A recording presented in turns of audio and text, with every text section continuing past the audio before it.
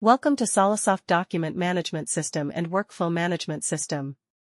Here, we demonstrate Office 365 integration in DMS. Admin user will log into DMS. And this is the home page of DMS. Now click on the document icon. Go to the template where you want to add the document.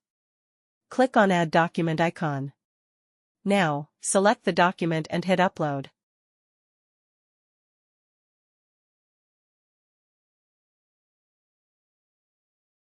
On clicking Close, the document will open in HTML viewer. Fill in the metadata and save it. Now, when you will check out from the document, Edit and Native Application icon will appear. Click on that.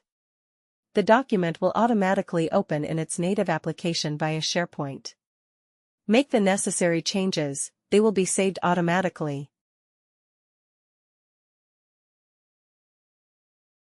Then, return to the DMS and check into the document. Give the reason and description, then click on Finish. You will be able to view the updated changes in the document. Additionally, you can also track version of this document. These are just few of our clients who are happy to work with us. We have clients, including top enterprises from around the world. Want your document system fully automated? Just call us, we make workflows simple and smart. Thank you.